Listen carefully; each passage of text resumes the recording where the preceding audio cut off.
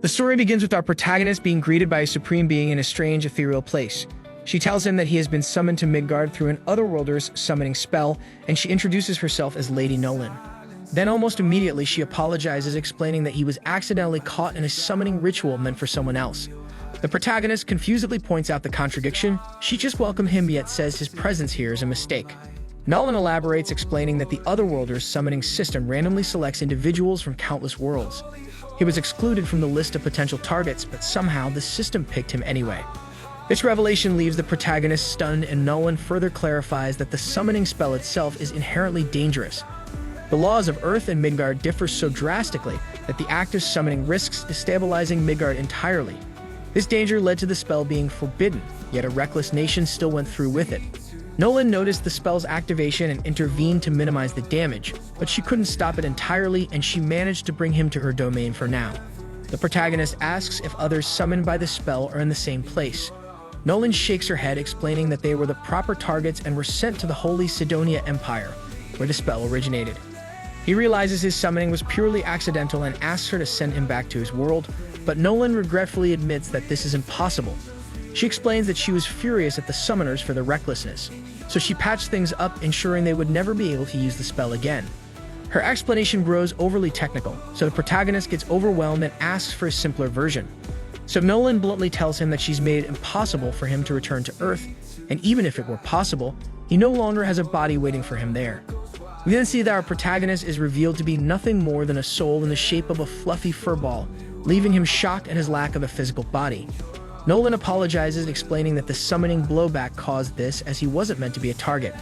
He frustratedly tells her that an apology won't fix his predicament and demands to know what will happen to him now, so Nolan urges him to give up on his old life and start anew as a resident of Midgard. He hesitantly asks if this means he'll be sent to the Sidonia Empire like the others, and Nolan admits she could send him there. However, she warns that the Sidonia Empire is a difficult and dangerous place, and as an accidental summon, his treatment there would likely be terrible.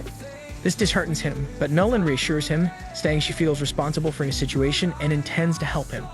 She reveals her plan to send him to a different nation, one where he can have a better chance, and promises to give him her blessing as compensation. Confused by her words, he listens as she explains that this situation resembles the premise of video games and anime in Japan, and that shit means that being sent to a fantasy world with opportunities for adventure. She enthusiastically claims it'll be exciting for him, though he feels nothing but anxiety. Ignoring his doubts, Nolan asks him to try opening his status window, and to his surprise, it appears when he thinks about it. The window shows he is now 17 years old, and despite being a 40-year-old salaryman in his previous life, he doesn't have a job listed. So Nolan explains that in this world, the concept of a salaryman doesn't exist. Instead, there are combat jobs like swordsman, mage, knight, thief, and hunter, as well as production jobs such as herbalist, alchemist, blacksmith, and carpenter. And since fighting doesn't interest him, he expresses his desire for a production job. So Nolan obliges and grants him a skill suited for production work, along with a few other useful starter skills to aid him in his new life. She advises him that by utilizing his skills through practice and effort, he will eventually unlock a formal job title. And with that, she sends him to the continent of Asgard to begin his journey. The protagonist then gets teleported to a serene spot by a pond, where he catches a glimpse of his reflection and thinks he looks pretty hot in his new form. Checking the items Nolan gave him, he finds some food, money, and a knife. Opening his status window, he realizes it might be problematic if people find out he has Nolan's blessing. And that thinking makes him discover that he can conceal his skills, so he hides both his blessing and his item box skill. As he continues exploring his abilities, he notices he also has several magic skills. Like any typical otaku, he decides to try them out. He avoids testing fire magic, worried it might accidentally set the area ablaze. Instead, he starts with earth magic, followed by wind and water magic. Watching the spells in action, he feels a rush of excitement, thinking to himself that this truly is a fantasy world. Determined to learn more, he sets out to find a village. While walking, he stumbles upon a piece of wood and uses his appraisal skill to identify it as treant wood. This high-quality material comes from a treant monster and can be used to craft staves, magic items, and spear shafts. Thrilled with the discovery, he uses his blacksmithing skill to shape the wood into a sturdy spear. Observing the rich resources of the area like treant wood, he speculates that the plants might also be unique. And after searching further, he discovers the region is brimming with useful herbs. So he starts gathering as much as he can, but he realizes it won't all fit in his bag, so he stores the excess in his item box, which conveniently has unlimited storage. Suddenly, a girl runs toward him in a panic and hides behind him, and he sees that she's being chased by a massive, ferocious rabbit. He quickly notices how unnaturally large the rabbit is and grabs his spear to defend her. But the girl warns him that the rabbit is carnivorous, making him even more nervous. As the creature leaps at him, he manages to strike it down with his spear, and that shit kills him immediately.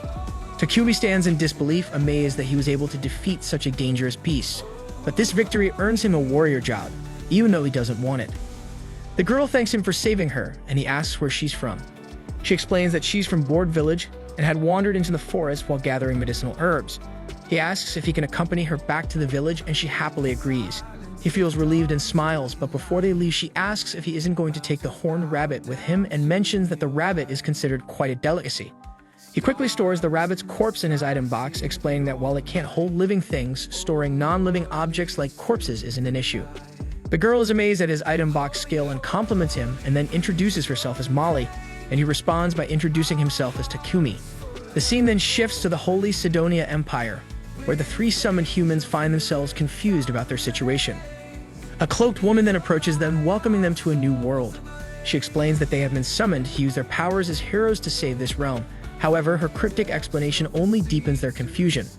She then introduces herself as Elizabeth, the first empress of the Holy Sidonia Empire, and reveals her face. And her expression exudes the air of someone who might suck your damn soul in some dark alley. Then we see that among the three, a girl named Akane suddenly gains a unique skill called Revelation from Lady Nolan.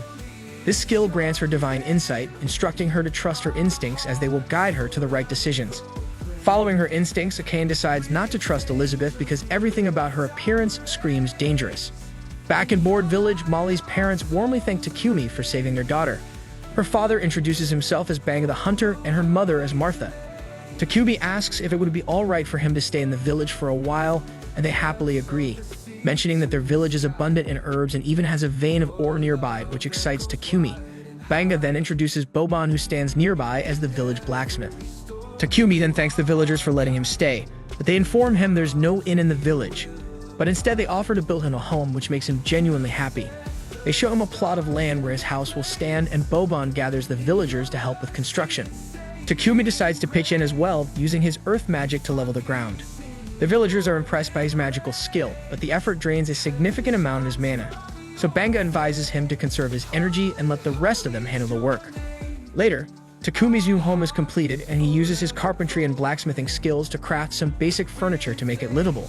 Feeling settled, he checks his status window and wonders if it's possible to change his warrior job. To his surprise, an option to switch jobs appears, so he excitedly selects alchemist and blacksmith as his main jobs and dives into work. Together with Boban, he collects ores of iron, silver, and copper. He even discovers a rare mana-infused material called magic iron ore, deciding to smelt all of it into ingots. Takumi begins with the iron ore, noting that in this world the process doesn't require a furnace thanks to magic. Using a combination of his alchemy and earth magic, he successfully transforms the raw ore into ingots, but the process consumes a huge amount of mana. But he pushes himself anyway to continue, determined to create as many materials as possible. Later, Molly brings him dinner only to find that he's collapsed from overexertion. When Takumi regains consciousness, he explains that he pushed himself too hard and drained his mana completely. Martha gives him a sharp lecture for being reckless, and Banga hands him a healing potion, which restores his energy. And from that point on, Martha and Molly check on him regularly to ensure he doesn't overdo it again. Takumi diligently continues his alchemy, refining ores into ingots over several days. And along the way, he manages to extract small quantities of precious metals like gold, lead, tungsten, titanium, and tin. Using these materials, he crafts high-quality utensils and tools, and also his relentless effort causes his alchemist and blacksmith levels to soar. Afterward, we see Takumi honing his smithing skills under Boban's guidance, assisting him with fire magic during their work. And together they craft a knife, and Boban proudly declares it his finest creation yet. Takumi's blacksmith level skyrockets to 40, while his alchemist level lags behind at 33, much to his annoyance, as his real goal is to excel as an alchemist. Later, Takumi approaches Banga, asking for some potions so he can try making his own using the herbs he's gathered. Banga agrees, but only has basic potions to offer, which Takumi gladly accepts. Soon we see Takumi brewing potions like a mad scientist or an evil witch in a fantasy story. The process reminds him of his childhood, when he would experiment endlessly. Once his potion is complete, he notices its color is different from Banga's and can feel faint mana radiating from it. He deduces this is due to his use of water prepared with water magic and becomes eager to learn more potion recipes. Not stopping there, we later see Takumi chewing on random poisonous plants on purpose, and when he gets poisoned, he heals himself with his heal spell, a painful but effective method to gain resistance to poison and paralysis while leveling up his light magic skill. He notes that this dangerous method is the quickest way to develop such resistance, though it's far from pleasant, but thanks to this reckless training, he unlocks purification magic. But just as he reflects on his progress, a massive level 25 armored boar appears before him. Armed with his spear and knife, Takumi prepares to defend himself. The boar then charges and Takumi hurls his knife at it, but the blade bounces off harmlessly. He then desperately strikes with his spear, which shatters into countless pieces. Resorting to spells, he casts Rock Ball and Wind Cutter, but neither has any effect. Frustrated and cornered, Takumi scrambles for a plan. But suddenly, he notices movement behind him, and he finds a poison spider lurking nearby.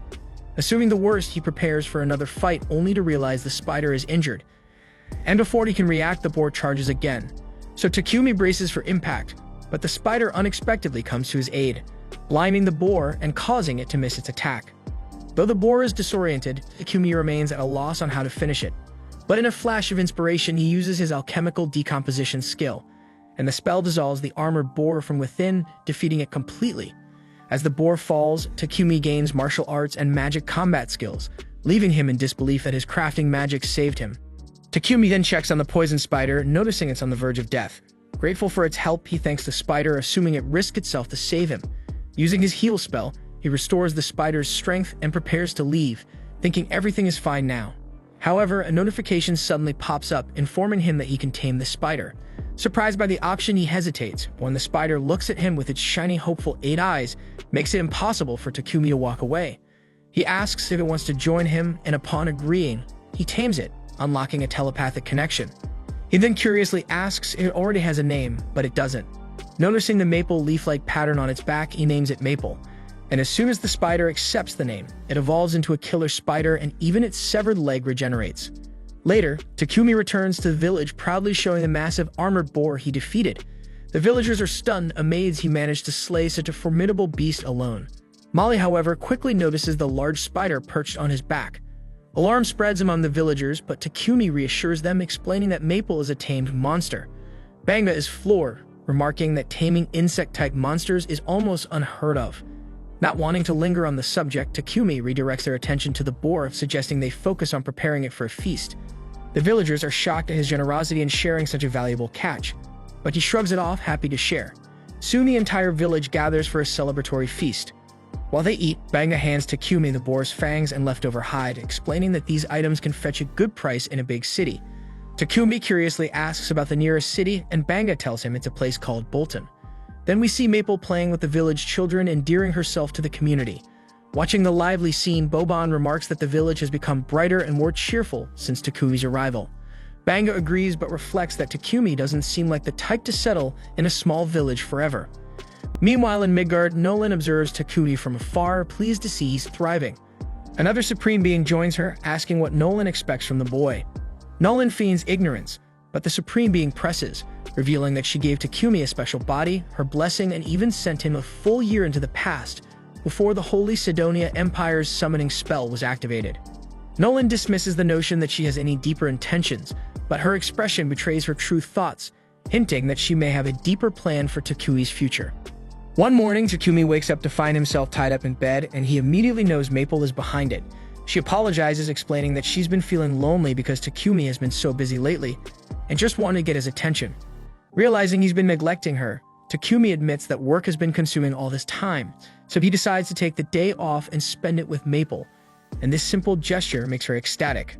Just as the two are getting ready to enjoy their day, Martha walks in with Takumi's lunch and immediately notices the awkward situation. To her, it looks like something strange is going on between Takumi and Maple, but Takumi insists that it's not what she's imagining. Martha takes his explanation at face value, but can't help noticing the silky threads Maple has produced. Intrigued, she gets the idea to harvest as much silk as possible from Maple, seeing it as a golden opportunity. Later that day, Martha proudly shows off a shirt she's made from the spider silk, and the ladies in the village are going wild over its texture and quality. Takumi, surprised by their enthusiasm, learns that spider silk is considered a rare luxury item, usually only affordable to nobles. Martha, sensing a lucrative opportunity, asks Maple if she can produce more fabric. Maple obliges and eagerly squirts out more silk, but the process is time-consuming, so this means that she won't have time to play with Takumi anymore.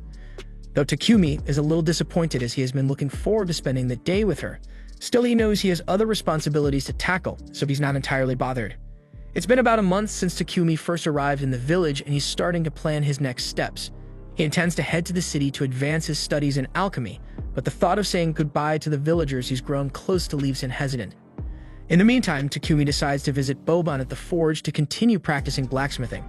Together, they manage to craft a chest plate that fits Takumi perfectly, as well as a pair of sturdy steel-toe boots. Boban, proud of their work, points out that the boots are great for kicking things in a pinch. But Takumi, ever the pacifist, reminds Boban that he has no intention of fighting because he's committed to becoming an alchemist. Just then, Banga shows up, pleased to see that Takumi's armor is finally complete, though there's a hint of sadness in his voice. He knows Takumi can't stay in the village forever if he wants to grow his production business, and heading to the city is the logical next step because it's where Takumi can sell more of his goods, access a reliable supply of materials, and truly thrive. Banga then mentions that a trader from Bolton will be passing through the village in a couple of days, and he's already arranged for Takumi to hitch a ride back with him. While they're sad to see him leave, they understand this is for the best, and they encourage Takumi to start preparing for the journey. Grateful for their support, Takumi thanks them and heads back to his house to begin packing. On the way, he bumps into Martha, who's carrying a bucket of meat. He curiously asks what she's up to, and Martha explains that she's on her way to dispose of the innards from a horned rabbit Banga had caught. Apparently, the innards are the most delicious part of the rabbit, but they're also tricky to process safely. And without proper equipment to remove diseases and parasites, they have no choice but to throw the meat away. Takumi, however, has a better idea, and he bends down and uses his purification magic to cleanse the meat, making it safe to eat. Martha is grateful but also visibly stunned by what she just witnessed. She points out that light magic is incredibly rare in this world, and if people found out Takumi could use it, it would likely attract a lot of unwanted attention. So she advises him to keep this ability a secret when he leaves the village. Acknowledging her warning, Takumi promises to be cautious, but while he's still here, he plans to use every bit of his power to improve the villagers' lives. And over the next couple of days, he gets to work, using earth magic to construct a sturdy brick wall to enhance the village's defenses. For convenience, he builds a water pump and even adds a few other amenities to make life easier. And by the time he's finished, the village looks completely transformed. So when the merchant from Bolton finally arrives, he's so astonished by the improvements that he barely recognizes the place. Banga then steps forward to greet Pepek the trader, and after finalizing a trade deal, Takumi walks up, ready to depart. Pepek, who's already heard a great deal about Takumi from Banga, introduces himself, and everyone confirms if Takumi has everything he needs. Takumi assures them that he hasn't forgotten a thing, but there's one last gesture he wants to make before leaving. He reaches into his bag and hands Banga a potion, and then explains that he already left about 100 similar bottles at Banga's house and urges him to use them in case of emergencies to heal any injuries. Pepek, noticing the potion, asks for a closer look and is stunned by its quality because it's undoubtedly a high-level potion. However, Takumi seems oblivious to just how valuable his creation is. Soon, the rest of the villagers gather to bid Takumi farewell, and Pepek kindly offers to wait until everyone has said their goodbyes. Molly then waves goodbye to Maple, who's cozily sleeping in Takumi's sack, and Martha hands Takumi an outfit made from Maple's silk, a collaborative gift from the village ladies. Touched by their thoughtfulness, Takumi thanks everyone for their kindness, especially considering how short a time he's been in their village.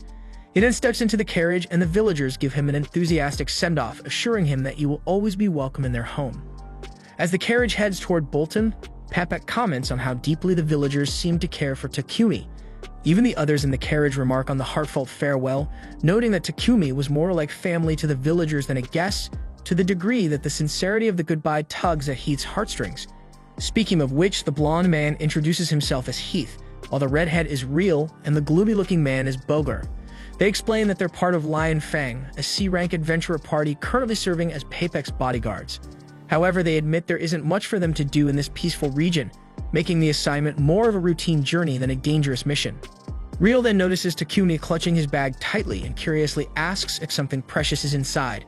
And Takumi casually answers that his pet killer spider Maple is sleeping in there. The group is stunned that Takumi managed to tame a killer spider, prompting Real to ask if he can see it.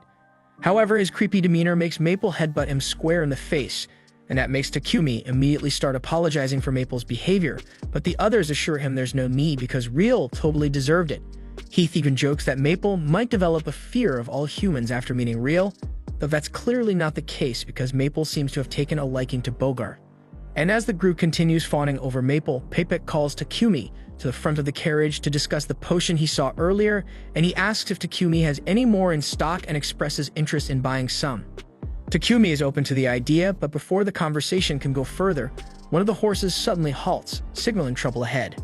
A horde of goblins has surrounded the carriage, preparing to attack. The group knows this is bad news, but instead of panicking, they seem excited about the chance to finally see some action. They tell Takumi and Papek to stay put while they handle the situation. With roughly 20 goblins in the field, the adventurers step out, confident they can take them all. Real then fires arrows from his bow with precision, while Bogar and Heath crush goblins left and right with their mace and axe. The fight is over quickly, and the group begins dissecting the goblins to harvest their magic stones. Maple observes the chaos with interest, clearly warming up to Bogar but maintaining her disdain for Real and indifference toward Heath. After the skirmish, everyone piles back into the carriage and the journey continues for another 3 days. When they finally arrive in Bolton, the members of Lion Fang head straight to the Adventurers Guild to report the success of their bodyguard mission. Takumi tags along as he needs to register with the guild if he plans to stay in the city. Ideally, he would have joined the Alchemist Guild, but since Bolton doesn't have one, becoming an adventurer is his only option. The receptionist Hans explains to Takumi that the Adventurer Guild card can serve as his identification. As long as he completes at least one simple quest per month, the card won't expire. With this knowledge, Takumi proceeds to register as an adventurer and introduces Maple as his pet, finalizing all the paperwork. With his registration done, Takumi heads to Papek's trading company to negotiate a deal for his potions. He reveals that he has about 103 potions in stock, each of exceptionally high quality. Papek is impressed and offers 10 silver coins per healing and stamina potion and 50 silver coins per mana potion. Takumi quickly calculates that this deal would net him over 7 million yen in equivalent value. Shocked by the amount, he feels it's too much money, but Papek reassures him that this is fair, adding that Takumi could earn even more if he established a solid reputation as a potion producer. Papek, aware of Takumi's plans to become a producer in the city, advises him to find a home within a tax workshop for efficiency. Takumi realizes he hadn't even thought about housing yet, so to help him out, Papek calls over his assistant Thomas and asks him to show Takumi a suitable property at an affordable price. Then when Takumi finally sees the property, it looks more like a grand mansion than a simple house. Feeling overwhelmed, he doubts he can afford such a luxurious place. Thomas, however, assures him that the mansion is surprisingly affordable and even guarantees that it's ghost-free, eliminating any unnecessary worries. Takumi then notices the spacious workshop attached to the mansion, which makes it incredibly convenient for his work. Realizing the long-term benefits and knowing he has enough funds from the potion deal, Takumi decides to go for it. And after a moment of deliberation, he tells Thomas with newfound confidence that he'll take the mansion. Thomas is delighted to hear Takumi's decision and assures him he'll begin the paperwork immediately. And he tells Takumi he can move in as early as tomorrow. As they walk through the city streets, Takumi catches a foul stench in the air. Noticing Takumi's discomfort, Thomas explains that the unpleasant odor comes from the city sewers. While the wealthy use magical purifiers to clean their sewage, the main city sewers lack this luxury due to the rarity and expense of magical purifiers, which are typically found only in ancient ruins or dungeons, and occasionally priests are hired to manually purify the sewers with magic, but most of the time they remain filthy. The next day, Takumi and Maple settle into their new house, and Takumi immediately starts brainstorming a solution to the sewer issue. He visits Papek's company to acquire some quartz and clay. Using magic, he shapes the materials and combines fire magic with space-time magic to bake them efficiently. The process is exhausting, and after depleting his mana reserves, Takumi has to drink a couple of mana potions to recover. Despite the effort, his work pays off because he successfully creates a modern toilet. Not long after, Takumi hears a loud scream from the living room. Rushing to investigate, he finds Papek completely wrapped in Maple's silk. Takumi gets bewildered and demands to know why Maple did this, and Maple innocently explains that she thought Papek would find it fun. To her credit, the silk is so comforting that it put Papek to sleep, but the sudden swaddling was definitely alarming. Takumi profusely apologizes for Maple's behavior, but Papek reassures him that it's fine, though being swaddled out of nowhere did give him quite a scare, so he asks to use Takumi's restroom because he needs to shake it off. Moments later, Papek emerges from the restroom with wide eyes, demanding to know what the marvel of technology inside is. Takumi casually explains that it's a toilet he invented. He fitted it with a magical purification device which automatically cleans itself after use. Essentially, once someone uses it, the device employs purification magic to break down waste into inorganic materials, which are then flushed away.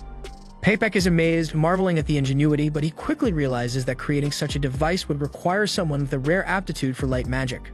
Takumi immediately realizes he may have messed up, remembering Martha's strict warning not to use his light magic openly. Worried about the potential fallout, he pleads with Papek to keep this a secret. Papek, understanding the gravity of the situation, promises not to tell anyone. However, he's absolutely adamant about one thing: he needs those toilets, and he boldly asks if Takumi can make 100 of them. Takumi hesitates, knowing how much effort it took to craft just one. But with Papek's relentless insistence, he reluctantly agrees, but under the condition that Papek supplies the necessary raw materials. Papek gets overjoyed and accepts the deal, but points out that it's unreasonable for Takumi to handle the entire workload himself. So he suggests that Takumi should consider getting a slave. The suggestion shocks Takumi, who's firmly against slavery.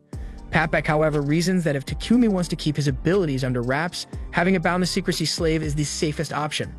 Light magic is a massive deal, marking someone as chosen by God, and the Church of Divine Light wouldn't take kindly to commoners gaining access to cheap purification methods via Takumi's toilets. The church, which profits heavily from monopolizing purification magic, would likely try to force Takumi into their fold. But Papek reassures him that he already has a plan to deal with the church, so Takumi doesn't need to worry about them for now.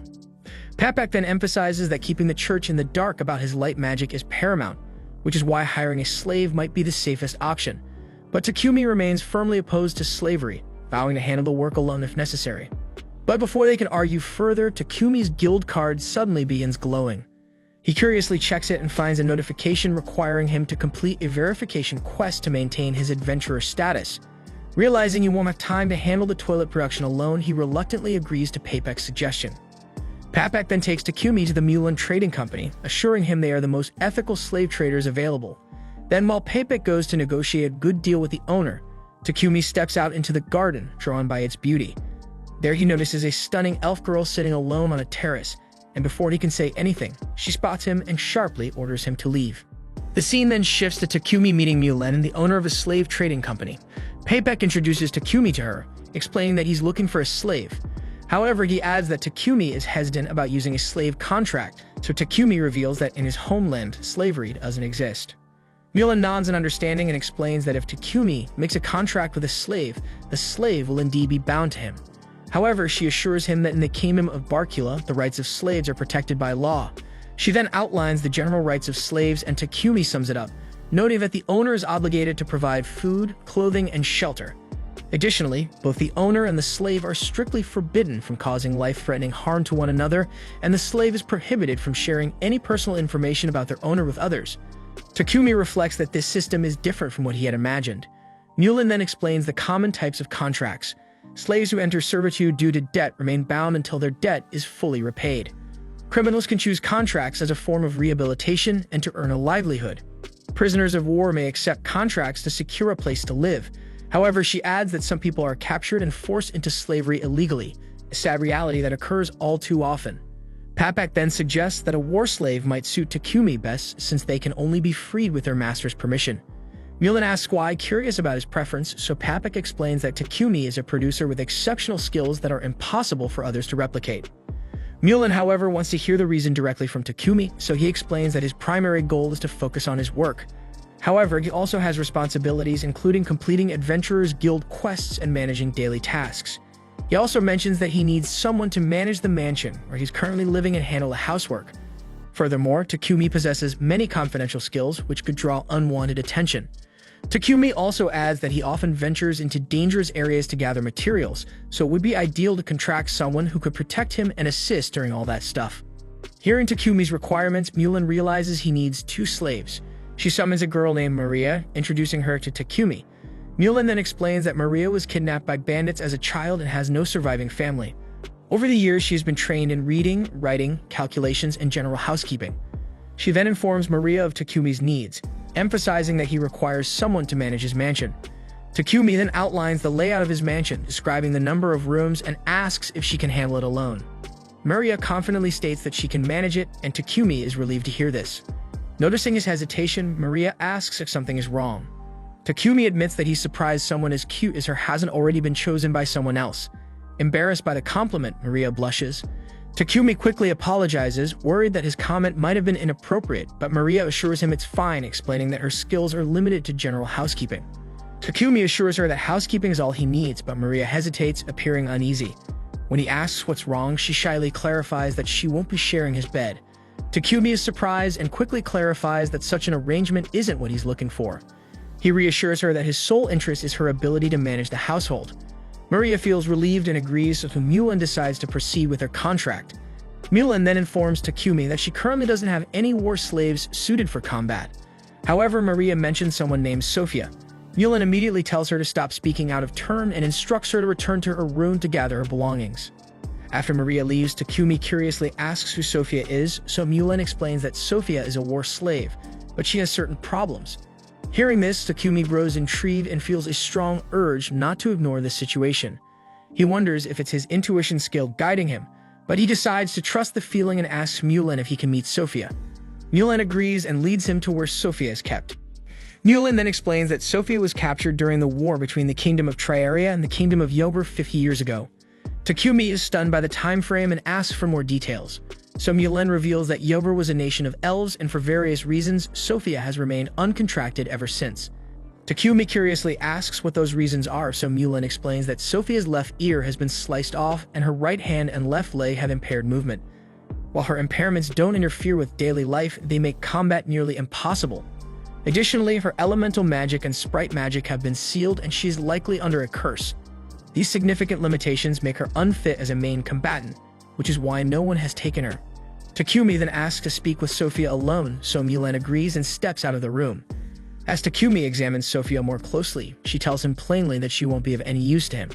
But Takumi checks her stats anyway using his skill, and to his surprise, her stats are incredibly high, though each one has been reduced by 100 points due to her injuries. Her mana is also completely inaccessible because of the curse, but Takumi realizes her potential and thinks that he can heal her injuries and lift the curse. Mulan then returns to the room and asks Takumi what he plans to do. And without hesitation, he tells her he wants to form a contract with Sophia. Sophia, still doubtful, reminds him that she can't fight, but Takumi simply replies that he will fix her. Mulan is skeptical, questioning whether Takumi can actually address the issues that have plagued Sophia for 5 decades. Takumi confidently says he can, and Mulan agrees to let him take Sophia under his care. Sophia remains uncertain and asks if he truly wants her as his slave. Takumi asks if she doesn't want him as her master, but she responds that a slave's wishes don't matter. And with that, Mulan begins the contract process.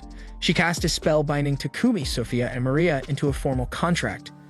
After the contract is sealed, both Sophia and Maria express that they will do their best to serve Takumi. Takumi thanks them and treats them with respect, but Sophia quickly reminds him that they're just slaves and he doesn't need to act so politely. Mulan, observing the interaction, smiles and remarks that they found themselves a good master. Afterward, Takumi arrives at his house, where Maple leaps at him as soon as he opens the door. Startled, Maria and Sophia immediately prepare to fight the killer spider, but Takumi quickly stops them, explaining that Maple is his pet. He then introduces Maple to the two of them and informs Maple that Maria and Sophia will be living with them from now on. Takumi then shows Maria and Sophia to their rooms. Both are surprised to learn they'll have their own separate spaces, hesitant to accept such accommodations. Takumi insists, explaining that the mansion has many unused rooms and it's better to put them to good use. He also informs them that the mansion has a bath they can use anytime. They express gratitude, but suggest he go to the bath first. Takumi hasn't decided on his own bathing schedule, so he encourages them to use it freely, assuring them he's installed a device to keep the water clean constantly. Later, we see Maria and Sophia relaxing in the bath. Maria remarks that she never thought Mulan would let Sophia go, as she had refused to sell her to anyone before, no matter how much money was offered. Maria believes this means Mulan must have truly acknowledged Takumi as a worthy master, and she thinks he seems like a kind person as well. Sophia, however, remains skeptical and points out that when she looked at the contract Mulan prepared, most of the entries regarding Takumi were left blank. She believes he might be hiding something, and if so, there must be special circumstances or a reason why sharing that information could cause trouble, and she admits that she doesn't fully understand what he's thinking. When they leave the bath, they discover that Takumi has already prepared dinner. Maria is devastated, insisting this was supposed to be her job. Takumi reassures her, explaining he just wanted to make things easier for their first day. He promises she can take over the work from tomorrow, and Maria asks if she can at least clean up after dinner, to which he agrees. Then we see Sophia is surprised to see Takumi inviting them to eat at the same table as him. When she asks about it, he explains that he doesn't want them to live separately just because they are serving him. He hopes they'll eat with him, as it would make him happy, and they agree, but with a little bit of hesitation.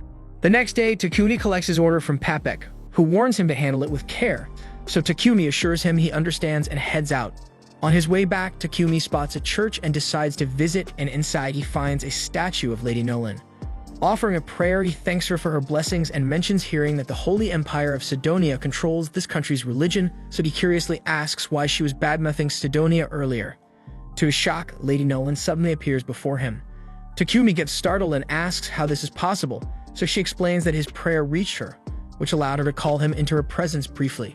Lady Nolan then answers his question, revealing that she has no connection to Sidonia or its Church of Divine Light. She explains there are two major religions in this world: the Church of Creation, which has always worshipped her, and the Church of Divine Light, which was created later.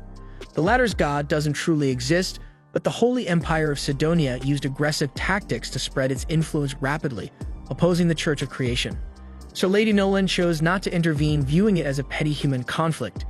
Takumi then realizes this lack of interference allowed Sidonia to activate its summoning spell, bringing someone like him to this world. Lady Nolan apologizes again, acknowledging the unintended consequences of her inaction. She then offers a disclaimer about her blessing. While parts of it are permanent, others are temporary. As Takumi grows, the aspects of the blessing that helped him grow quickly and meet kind people will fade. She simplifies it by saying his tutorial for beginners is nearly over. Soon he will face more significant challenges, including hitting walls in his growth and encountering individuals with ill intentions. Takumi reflects on her words, realizing that many of the kind people he's met so far were likely a result of the blessing. Accepting that he will need to rely more on himself moving forward, he thanks Lady Nolan one last time and exits the church. The story then jumps forward by 1 year into the future, showing the king of Sidonia asking about the progress of the summoned heroes. He is informed that they are currently training with the knights. The king expresses hope that these heroes will become valuable assets, acknowledging the difficulty of summoning them to this world.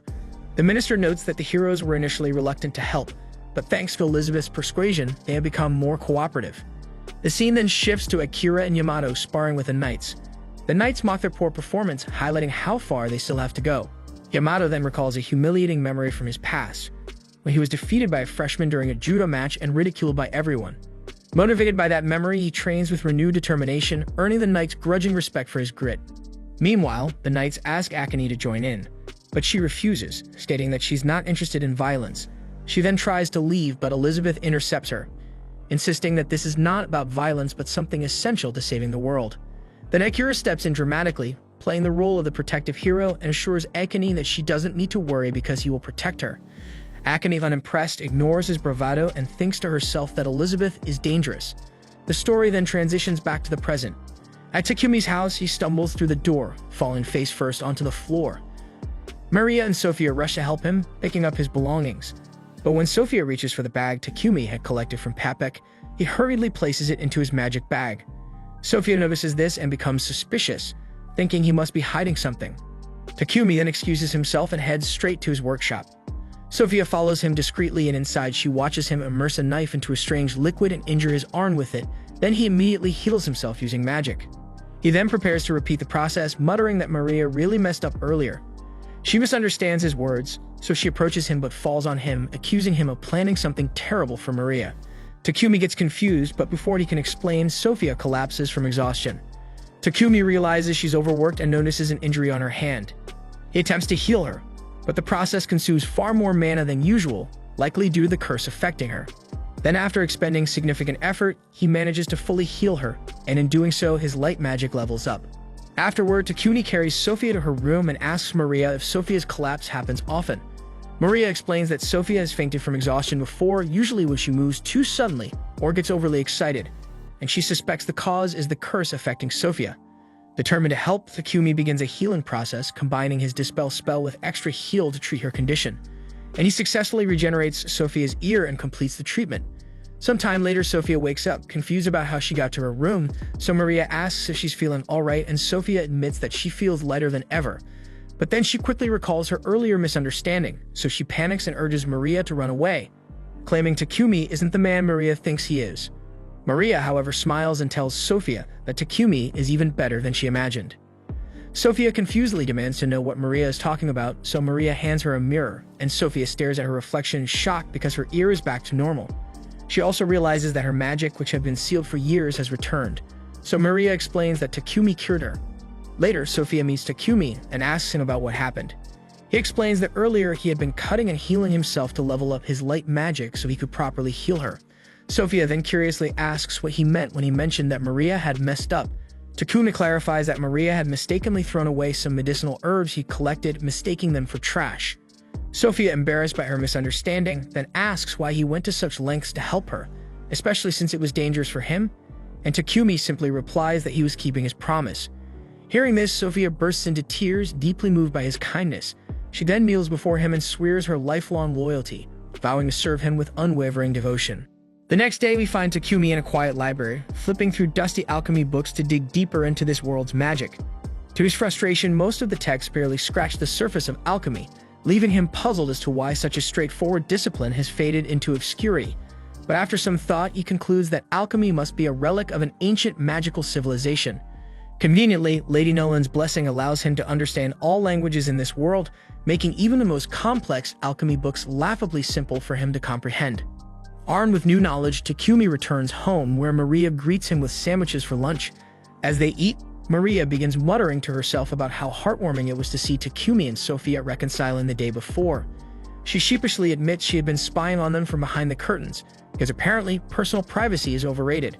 She gushes about how romantic it was to witness Sophia pledging her loyalty to Takumi, likening it to a knight swearing to protect a princess. Except in this case, Takumi is the princess. Maria and Maple wholeheartedly agree that Takumi makes an admirable princess. Much to his utter embarrassment, he can only respond with a cringing smile. Later in the afternoon, Takumi heads outside to work on his production business because today's task involves packaging a bulk order of toilets for Papek. Aria and Sophia join him, cleaning and packing the goods while Takumi daydreams about breaking free from the monotony of manufacturing. He casually shares his thoughts with Maria and Sophia, confessing his longing to explore the world. He dreams of hunting exotic materials, sampling unique meals, and uncovering hidden ruins. Naturally, he also mentions taking Sophia along as his bodyguard, while leaving Maria behind to manage the mansion. Maria, however, is less than thrilled about being left behind, while even the spider Maple gets to tag along, and that's just too much for her to bear. She then hits him with her signature, cute yet manipulative maid look, and predictably, Takumi falls for it. But before deciding, Takumi checks Maria's stats by gently rubbing her face to open her status window, because apparently that's how status windows work. And to his surprise, her stats are better than expected, suggesting she could handle combat. Impressed, Takumi decides to bring her along on his future adventures, but insists that she trains with Sophia to refine her skills first. With that settled, Takumi starts crafting weapons and armor for Sophia and Maria. When he asks for their preferences, Sophia doesn't hold back. She hands him an extensive, borderline excessive list of her weapon requests and volunteers Maria for a spear, promising to train her personally. Takumi then gathers the necessary materials and gets to work, channeling his alchemy manipulation magic to speed up the process. Meanwhile, Sophia puts Maria through her paces, and Maria quickly discovers that being a battle maid involves a lot more sweat and significantly fewer tea parties. Takumi finishes the weapons in record time, adding personal touches, a wing pattern for Sophia's weapon, and a flame motif for Maria's spear. Of course, he goes the extra mile and enchants them with auto-repair and attack boosts because, well, why not add a little extra power? As Takumi works, his mind wanders into dangerous territory. He imagines Maria wielding her spear in full maid attire, and his overactive imagination leads to a classic anime-style nosebleed. To make matters worse, Maria, somehow sensing this moment of unholy admiration, through what she calls maid telepathy, claims she can feel someone ogling her sacred plot. Takumi tries to shake it off and focuses on the next task, crafting armor. Naturally, his first instinct is to go full RPG mode and consider making enchanted undergarments instead of practical gear because, let's face it, that seems to be standard in these worlds. But even Takumi realizes this idea crosses too many lines, especially since Maria and Sophia are technically his employees and not participants in his questionable cosplay daydreams. The real challenge, however, is getting their measurements. Asking directly would only earn him a one-way ticket to Pervsville. But Takumi has a solution. With a mischievous grin straight out of a shonen villain's playbook, he uses his alchemy magic to create life-sized replicas of Sophia and Maria.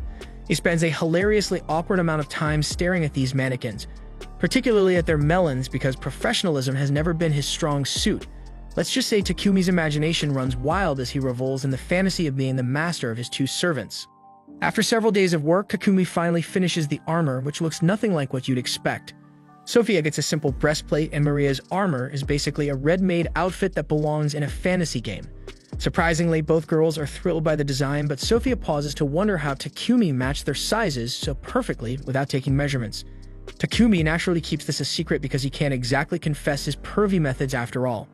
With that sorted, the trio heads to the Adventurers Guild so Sophia and Maria can be registered and obtain travel licenses for venturing outside the city.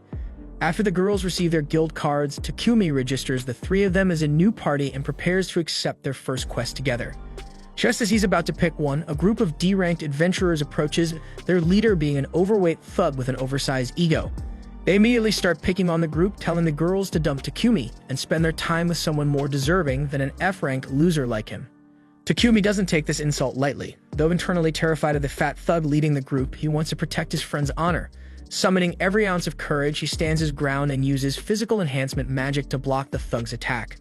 However, when the thug's punch connects, his own arm breaks from the impact, leaving Takumi unharmed. Just as things are about to escalate further, the guild master arrives to put a stop to the commotion. However, upon seeing the injured thug, the guild master immediately blames Takumi for the incident, completely unaware that the thug hurt himself trying to attack Takumi. As the guildmaster scolds Takumi, Sophia, and Maria, the receptionist Hans intervenes, explaining that the white-haired idiot hadn't started the fight and was only defending himself. When Hans addresses the guildmaster by his title, Takumi's jaw nearly hits the floor. He's shocked to learn that the bald-headed, angry bird-looking man is actually the guildmaster. Hans formally introduces him as Barak.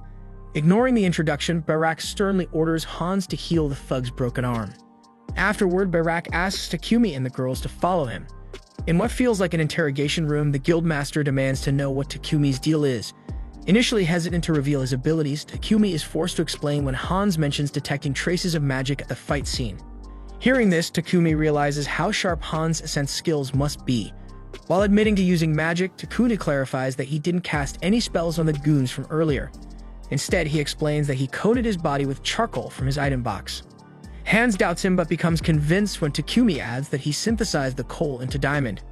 Recognizing this as alchemy, Hans recalls that Takumi had initially wanted to join the Alchemist Guild when they first met. Ignoring the magic talk, Barak shifts the conversation to the women in Takumi's party. When Sophia and Maria confirm they're his teammates, Hans suggests promoting Takumi to rank D to deter further harassment from weaklings. Barak agrees, noting it might prevent more skirmishes like the earlier one. However, since Sophia and Maria just joined the guild that day, Hans proposed assigning them some starter quests to help them rank up quickly. Realizing that climbing the ranks would make them better protectors for their master, the girls eagerly accept. Later that day, the trio heads into the woods to tackle their quests. They've been tasked with 3 jobs: exterminating goblins, dealing with kobolds, and gathering herbs. As they venture into the forest, Maple signals Takumi about goblins hiding in the bushes. Takumi alerts the girls and Sophia charges in, swiftly attacking the goblins. 2 more goblins rush out, but Maple ensnares their legs with her webs, allowing Takumi and Maria to finish them off with well-placed strikes. As they move forward, Takumi grows increasingly uneasy at the sheer number of kobolds and goblins they keep encountering. No matter how many they kill, more seem to appear. Sophia speculates that there's likely an encampment nearby, possibly with a general leading the monsters. The mere mention of a goblin general makes Takumi feel like his bladder might betray him. Sophia doesn't help, casually mentioning that it typically takes 5 rank D adventurer parties to wipe out an encampment with a general. The thought feels impossible to Takumi, but Sophia is confident they can pull it off if they combine their unique magic skills for a surprise attack. While her plan sounds promising, Takumi internally screams, wishing he were anywhere else but here. To make matters worse, Maple suddenly announces that it's about to evolve. Panicked, Takumi immediately opens an emergency portal to his pocket dimension and hurriedly sends Maple into it to avoid any surprises. Pressing on, they finally locate the monsters' camp. Sophia estimates that there are around 300 to 400 enemies. The number alone is enough to make Takumi's legs wobble as he anxiously reconsiders their options. With the enemy's location confirmed, Sophia, Maria, and Takumi raise their tightly clenched fists, activating the magic rings that Takumi gave them before for a coordinated strike. Sophia's powerful wind magic, Maria's massive rock barrage, and Takumi's blazing firestorm combine into a devastating attack, wreaking havoc on the monsters' camp and decimating their numbers. For a brief shining moment, the clueless coward Takumi believes they've won. But his hope shatters when an enormous goblin general and two knights emerge from the rubble, and their grotesque appearance sends chills down Takumi's spine. Sophia then charges at the goblin general while leaving the knights to Takumi and Maria. But despite being a coward at heart, Takumi defends himself and uses his fire magic to obliterate one of the goblins. Once the group completes their quests, they return to the guild exhausted. Seeing their haul of magic stones leaves Hans in shock. He can't believe they managed to complete the quest in a single day. Surprised, Hans takes them to the back room to meet the guild master. The guild master is just as stunned as Hans, wondering how they achieved such a feat so quickly. But before he can question them further, Maple enters in her half-human form and slaps the guild master on his bald head before introducing herself. Takumi and Sophia are shocked by her new form, but Maria is delighted and excited to hear Maple speak for the first time. And after that shit, Takumi is promoted to rank E while Sophia and Maria are promoted to rank F. Later, Maria shows Takumi a design for new undergarments for her and Sophia. And when Takumi looks at Maria's initial design, it resembles men's undergarments. And naturally, the perv can't let that slide, so he sketches a more feminine design for them. And the moment Maria sees it, her cheeks flush furiously, and she stammers as she begs him to make it. While they talk, Maple informs Takumi that Pepek has arrived. Pepek faints upon seeing Maple's new form, but when he recovers, he tells Takumi that the Lord of Bolton has summoned him to express gratitude for the toilet he made. When Takumi meets the Lord, he is thanked repeatedly for his contributions to the town's sanitation. The Lord's kindness surprises Takumi, who starts to think of him as a good and honorable leader. Later that evening, Maple delivers the finished underwear to the girls. As they hold it up, they marvel at how comfortable it feels and jokingly ask if they can try it on in front of Takumi. This suggestion is enough to make the virgin dimwit freak out entirely. Screaming like a scared little girl, he bolts into his room and slams the door behind him, leaving the girls laughing at his embarrassment and thinking that he is too chicken. The scene then shifts to Takumi putting the final touches on his refrigerators. Maple inspects one with fascination, marveling at the cool air inside. Takumi explains that the fridge is designed to keep food fresh for longer, preventing it from spoiling too quickly. The other girls gather around, enjoying the refreshing breeze, but Takumi warns them not to leave the doors open for too long. He then walks them through the process of how he built the fridge, and Maria, clearly thrilled, thanks him, excited that she can now cook with fresh ingredients whenever she wants. Takumi then asks which color they prefer, and after some discussion, they settle on the blue one. Satisfied, Takumi takes the remaining refrigerators to Pepek, letting him know that he's ready to start his next project. Sophia, curious as ever, wonders if he's inventing something new yet again. However, Takumi tells her that this time he's thinking about upgrading their equipment. After their recent fight with the Goblin General, he realized that their current gear won't be sufficient for their future journeys.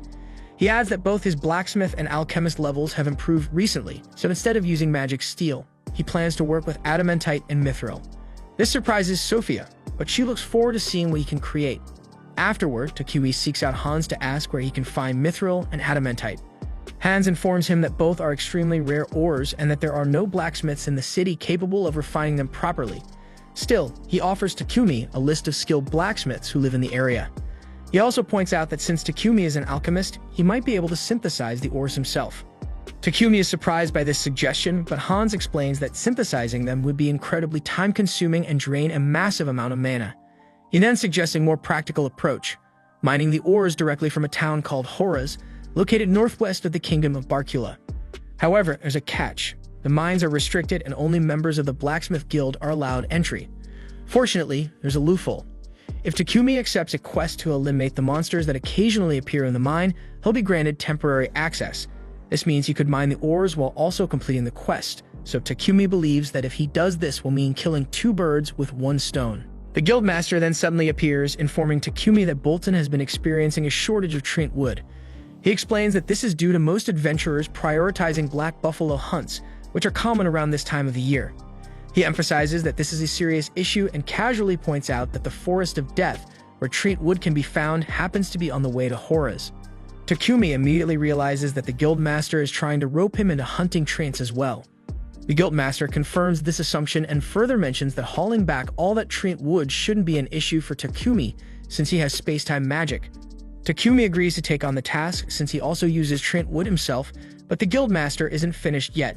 He brings up a blacksmith who needs to travel to Horaz and requires an escort, once again pushing another mission onto Takumi. At this point, Takumi can't help but think that this guild is absurdly exploitive. The guildmaster then attempts to sweeten the deal, offering Takumi a promotion to rank D if he completes the quest. However, Takumi is skeptical, revealing that he has never taken an escort mission before. He suggests that the Lion Fangs would be better suited for the job, but the Guildmaster informs him that they are already occupied with another quest. Accepting his fate, Takumi shifts gears and asks how long the journey to Horace would take. Hans explains that a standard horse carriage would take about 7 days, whereas a monster horse carriage could make the trip in 4. Understanding the situation, Takumi requests a monster horse carriage, but Hans disappoints him by revealing that they are all currently in use. Just then, Real enters the room, stating that their party is the one using them. Hans assumes that Real's group must have completed their quest, but Real clarifies that they haven't. He is only here to deliver a black buffalo they hunted along the way. He warns the Guildmaster that upcoming escort missions will be dangerous due to an increase in advanced species in the forest.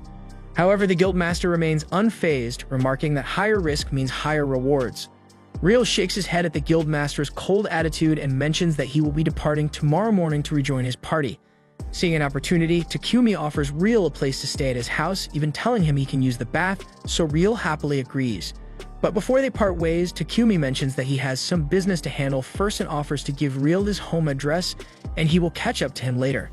However, Real simply shrugs and says he'll just tag along. The two of them then head to Papek's company, where Papek readily agrees to lend Takumi a monster horse carriage for his mission. In return, he asks Takumi to wholesale some of the ores he mines, to which Takumi agrees. Papek then eagerly shows off the fridge Takumi made, practically begging him to produce more, completely obsessed with the invention. Meanwhile, back at Takumi's house, Sophia is growing anxious. She paces around, worried that her master still hasn't returned home. Thoughts race through her mind, wondering if something bad has happened to him, and she deeply regrets not accompanying him on his excursion. As night falls, Takumi and Real finally make their way back to the mansion, frustrated that they weren't able to find any blacksmiths skilled in working with mithril. Takumi mentions that they managed to visit everyone on the list except for one, as his shop was closed. Just then, they come across a hooded figure blocking their path.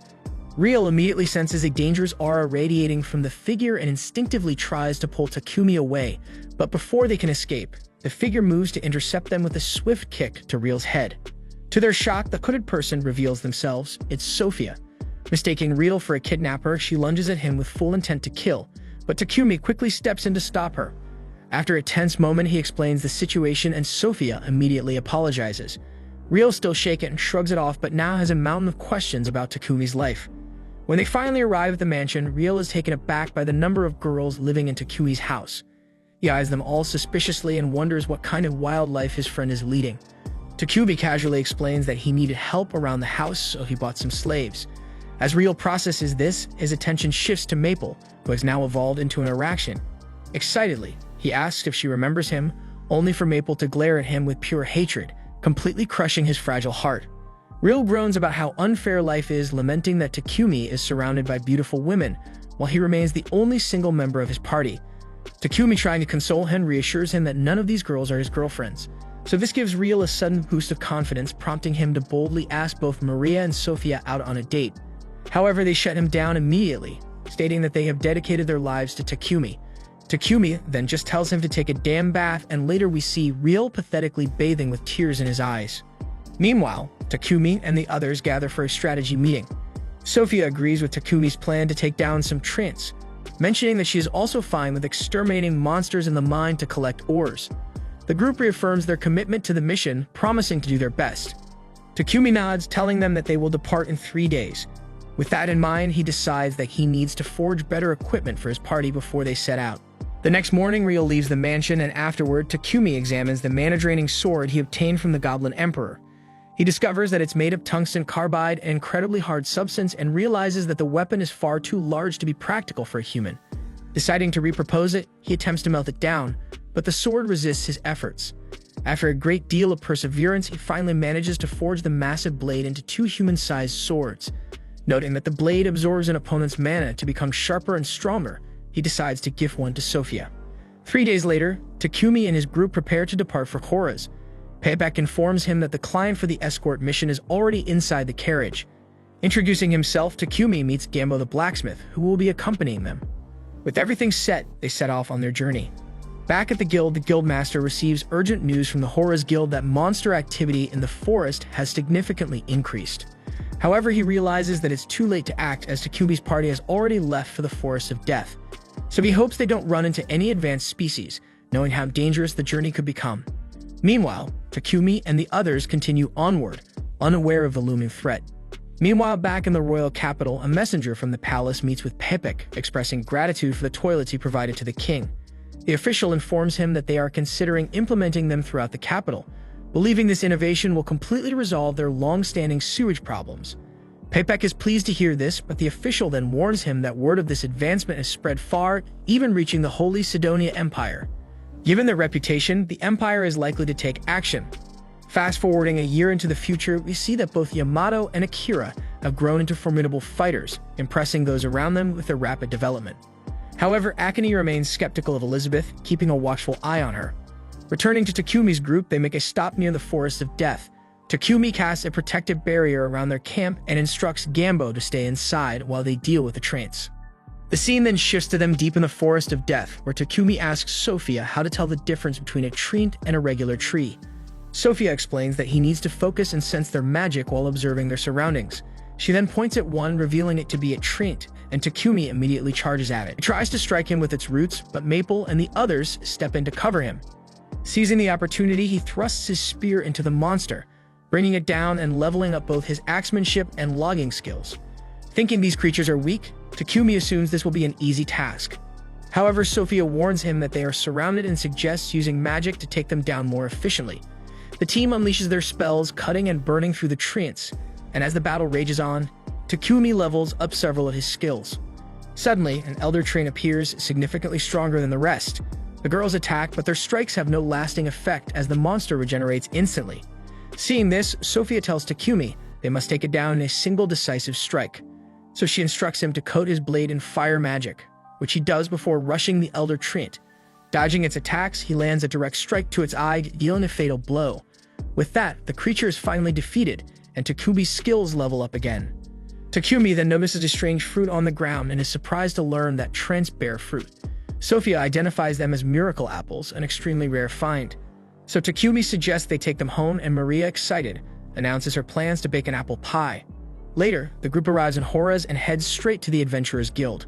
Takumi decides to take a quest to hunt iron moles in order to gain entry to the mine. Soon after, we see the party mining alongside Gambo. Takumi successfully unearths some mithril, and Gambo directs him to a spot containing adamantite ore.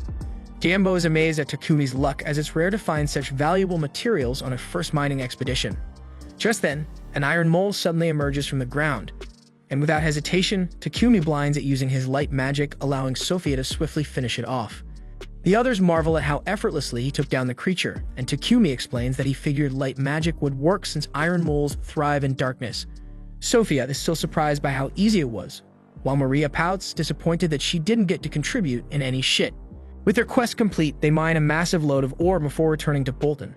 The next day, Takumi visits Gambo's shop, eager to learn the basics of synthesizing and forging mithril and adamantite alloys. Gambo agrees to teach him and starts by having Takumi forge a mithril knife.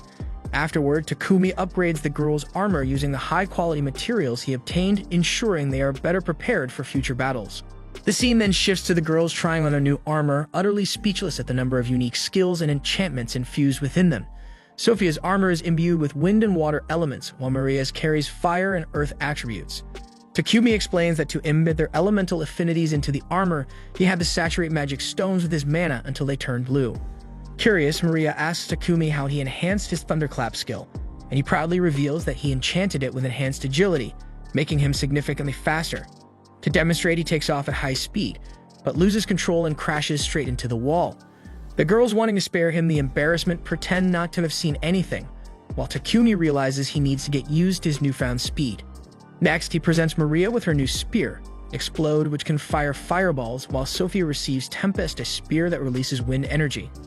She then tells Takumi that if he ever finds himself in danger, she wants to be the one to protect him, even at the cost of her life, so she asks him to craft a shield for her so she can guard him more effectively. Moved by her dedication, Takumi agrees to make a shield for her, but he gently reminds her to value her own life as well. Meanwhile, Lady Nolan observes Takumi from afar, but when she turns her vision toward Akira and Yamato, she sees an ominous scene unfold. The story then jumps 1 year into the future, revealing that in the Holy Empire of Sidonia, the heroes are preparing to march into the Kingdom of Somandor. The Emperor entrusts them with the mission, and the heroes swear to do everything in their power for the sake of the world's peace. Back in the present, Takumi finally completes the shield, but the effort has completely drained him. Sophia, watching him from a nearby window, feels guilty for requesting the shield, seeing how exhausted he is. She begins to think that Takumi would have an easier time if he had someone to assist him in his workshop. Meanwhile, in the royal capital of Bakalatos in the kingdom of Barcula, the king receives an urgent letter. It reveals that the Holy Empire of Sidonia has learned about the purification magic and is demanding further details. The advisor from earlier speculates that another messenger may arrive within days, but the king grimly notes that despite the polite wording, this is nothing short of a veiled threat. The scene then shifts to a meeting between a representative from Sidonia and the king of Barcula. The envoy reveals that whispers have spread about the use of a mystical device to cleanse their sewers. He explains that the Church of Divine Light has formally appealed to Sidonia's pope, insisting that light magic is a divine endowment meant exclusively for their church. In other words, the power of purification magic is claimed as the church's rightful domain. The king feigns ignorance and asks what exactly that implies. The messenger elaborates that the pope demands the transfer of the purification magic circle and its patent to the church. The king retorts that if this power truly comes from God, then the church ought to be able to craft his own magic circle without external assistance. The envoy adds that the Pope has further decreed that using sacred purification magic on a magical toilet is utterly unforgivable, and that the culprit responsible for creating such a device must be handed over to the Empire of Sidonia. The king flatly refuses this ultimatum, and in response, the messenger warns that the Pope plans to recall the priests of the Church of Divine Light from their kingdom if the demand isn't met. Unmoved, the king curtly replies that if the church insists on recalling its priests, then so be it. The narrative then cuts to Papek informing Takumi of the unfolding drama. Takumi is astonished that the king would adopt such a severe stance towards Sidonia's emissary solely for him. Papek reassures him that it isn't a major problem, but Takumi points out that such actions might turn the church against them. Papek then reveals that within this kingdom there exists another religious faction besides the Church of Divine Light, a fact that catches Takumi's attention as he deduces that he must be referring to the Church of Creation. Papek is surprised that Takumi is aware of this alternative faith and goes on to explain that the Church of Creation venerates Lady Nolan. Curious, Takumi asks which deity the Church of Divine Light worships, and Papek responds that they revere a god known as Anat. Shifting the conversation, Papek notes that the kingdom of Barcula prides itself on religious freedom, which has allowed the long-established Church of Creation to amass many followers. Unlike the Church of Divine Light, whose priests demand exorbitant fees for their recovery magic, the clergy of the Church of Creation performs similar feats merely as a gesture of goodwill. Realizing the implications, Takumi concludes that the Church of Divine Light is being bolstered by the Holy Empire of Sidonia, and he wisely decides that it would be best for him to steer clear of getting entangled with them. Papek then informs Takumi that he's actually here today with a special request. He explains that through Marquis Godwin, he had offered the king some samples of his innovative toilets and refrigerators, and in return, the king has requested a meeting with Takumi. Takumi is taken aback by this news, and Papek adds that although the king won't be angry if Takumi declines, his pleading puppy dog eyes tend to sway decisions regardless.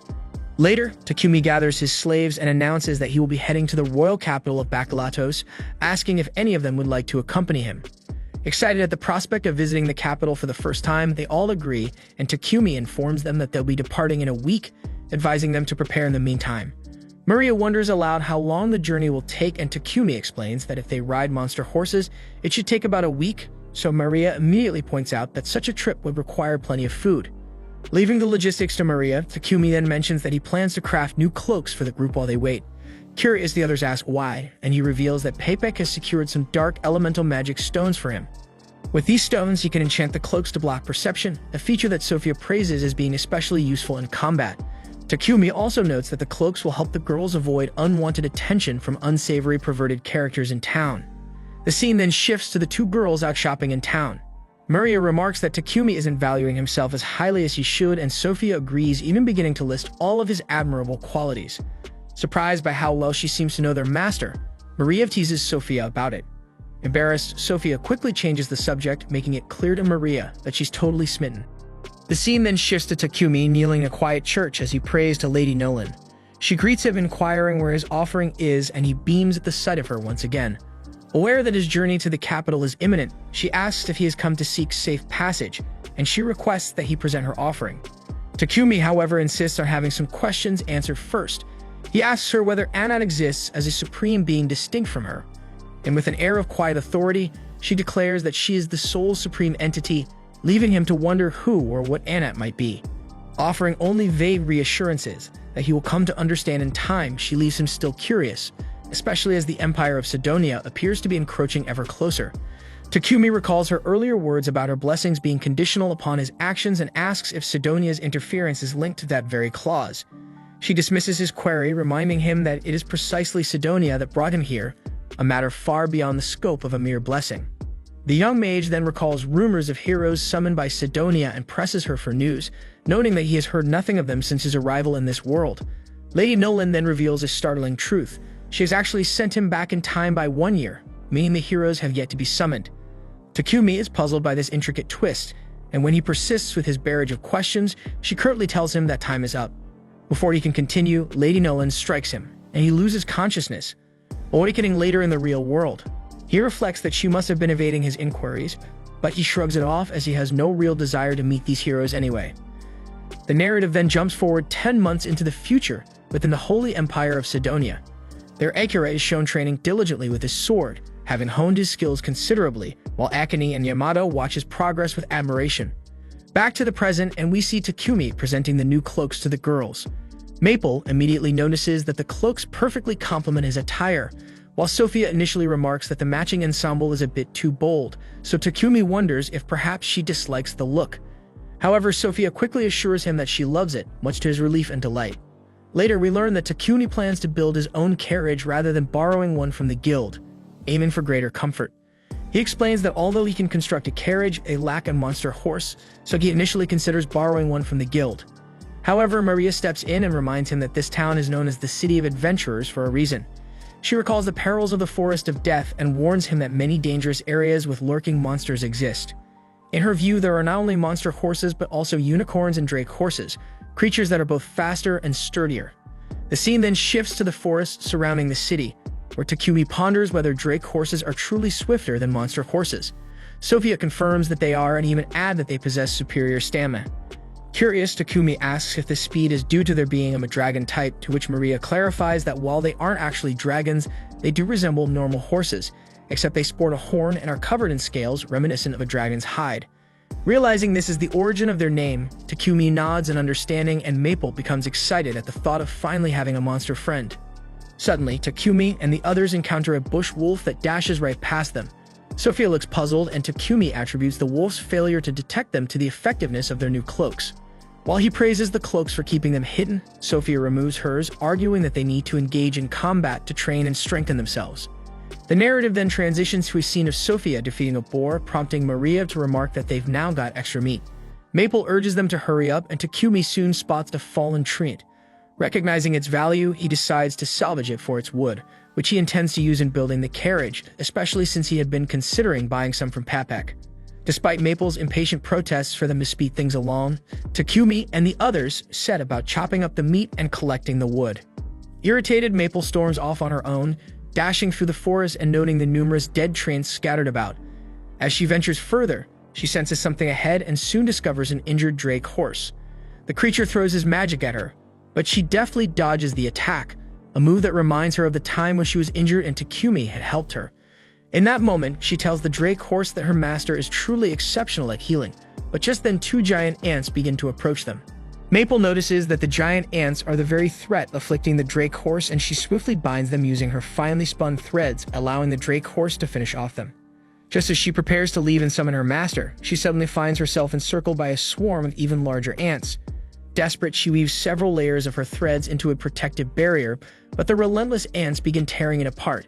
Frantically, Maple attempts to reach her master via telepathy, yet no response comes, so she wonders if he's too occupied with chopping wood to notice her distress. And as her concern grows, the drake horse collapses from its injuries. As the ants continue to dismantle her barrier, Maple breaks down in tears, lamenting her master's absence. Just then, the ants finally tear the barrier apart, and Maple instinctively tries to shield the drake horse with her own body. And at that crucial instant, she feels a gentle hand on her head and realizes that her master has arrived. It turns out that the rest of the group has managed to eliminate the invading ants. Maple, still shaken, asks Takumi where he had been, as she had been desperately calling out his name. So he apologizes and explains that her threads had interfered with their telepathic link, but he sensed something was awry when their mana connection dropped, so he followed the trail that she left. He offers a sincere apology for his tardiness, and Maria points out the injured Drake horse. Takumi examines the creature and sees that it has lost consciousness from its wounds, so Maple pleads with him to save the horse. Recognizing that Maple had been trying to protect the animal, Takumi attempts to cast a healing spell on the Drake horse, only to be repelled by its instinctive wariness of humans even in its unconscious state. Realizing that the Drake horse's condition might be fatal if things continue as they are, and with Sophia alerting them to the approach of additional monsters, Takumi has no choice but to retreat both Maple and the horse into his pocket dimension for safety.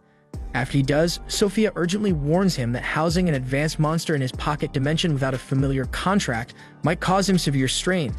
Takumi assures her that he'll be fine, but then when he feels tired, he quickly tries to gulp down a potion to bolster himself, but before he can drink it, he collapses from exhaustion. Later, we see Takumi slumped in his room fast asleep with the girls quietly keeping vigil by his side because he's been out for over 12 hours. Sophia remarks to Maria that Takumi won't wake until he's successfully stabilized his pocket dimension, while Maria wonders why Maple hasn't emerged yet. So Sophia speculates that the Drake horse remains terrified, and as long as Maple keeps the creature confined in the pocket dimension, it will continue to spook it, causing Takumi to slowly wither away.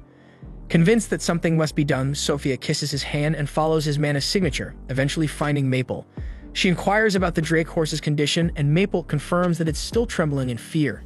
Sophia suggests she might be able to coax the Drake horse out, but cautions that releasing it into an unfamiliar area could confuse the animal. She points out that unless the creature comes out, it won't receive any healing and Takumi will remain unconscious. To solve the problem, Sophia proposes that Maple recreate the barrier she had previously woven in the forest. Such a shield would conceal the true location of the Drake horse. Maple agrees, then steps into the garden with the Drake horse to form a new protective barrier. Meanwhile, Sophia intends to visit Papek's company to acquire some monster medicine, but Maria volunteers to go instead, urging Sophia to stay close to their master. The scene then shifts to Sophia watching over Takumi as he sleeps. In his dreams, Takumi relives moments spent with everyone, until eventually he stirs awake. Opening his eyes, he notices Sophia still sleeping by his bedside, and when she eventually wakes, she beams at the sight of her master and he thanks her warmly for watching over him. He mentions that he needs to check on the Drake horse and steps inside Maple's barrier. Noticing that the creature seems to have recovered a bit, Takumi asks if it might become a friend as well, given that it's already grown close to Maple. He uses his magic to gently tame the Drake horse, and succeeds. Following this, Takumi casts a powerful healing spell to restore the creature's health, and Maple dispels the barrier around it. Takumi announces that they have gained a new companion, prompting Maple to ask what name they should give her. Inspired, Takumi decides to name the Drake horse Camellia, after a leaf-bearing tree that retains its foliage year-round and blossoms with red and white flowers. The girls all agree that it's a lovely name, and Maria suggests they all sit down to eat, announcing that she has just finished preparing dinner. Thanks for watching. Subscribe to not miss the next part.